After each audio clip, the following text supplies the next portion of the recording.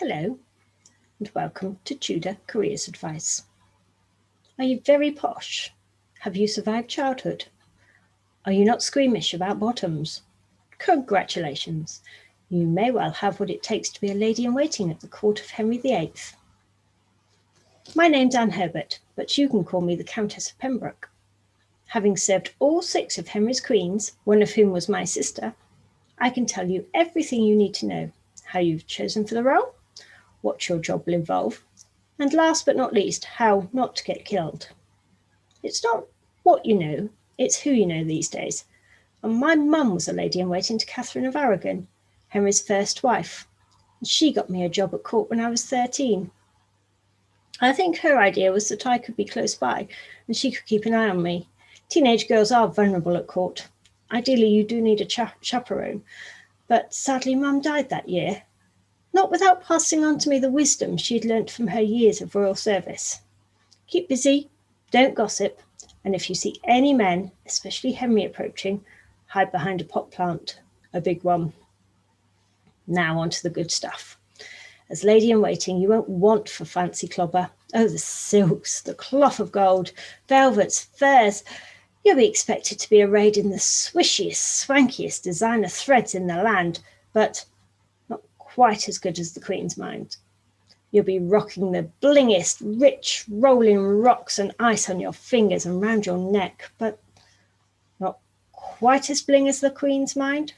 And you'll be strutting your stuff on the dance floor to all the latest Tudor TikTok crazes at the hypest, illest, bangingest parties in the realm. But remember not to be quite as good a dancer as the Queen, though. However, you do need to know that the life of a Tudor lady-in-waiting isn't all disco lights and YMCA. Day to day, listening is the most important thing to be doing. Listen, listen, listen to everyone around you, from the king to the laundry woman, because you'll need to know who's in and who's out, who's related to whom, and what language to say your prayers in. And you will need to say your prayers, trust me. Which brings me to the part where you're really earning your keep: bodily functions. Now, brushing the Queen's hair is something I don't mind. It's relaxing and builds trust. We ladies have to bond at court. I feel very strongly that we need to support each other, whatever our religious beliefs or our family background. As women, we're all in it together.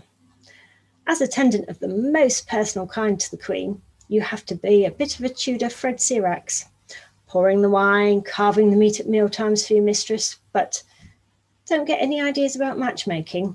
Keep well out of that if you'd like your head the way it currently is attached to your shoulders. Oh yes, and after the meals, when the digestive system has done its sterling work, it is your privilege to wipe the royal botty bot with a little cloth on the stick like this one. My sister took great delight in this particular duty of mine, and it almost made me jealous of her, until I reminded myself of who she had to share a bed with. Lastly, I'll give you my best advice on how not to get killed. So like your life depends on it. I'm not kidding. The women at court get killed when Henry sees them or their families as a threat, or when he feels humiliated. Of course, if he's already formed an opinion, then it's curtains and you can't do anything about it.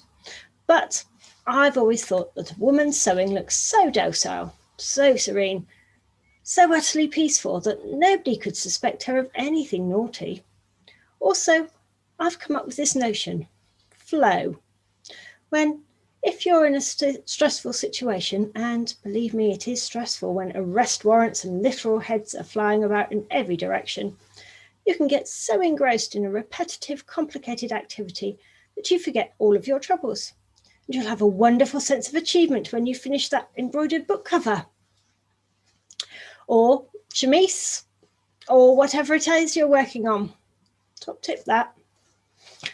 So if this combination of glitz and glamour, prayers, needlework and bottoms appeals to you, I wish you every success.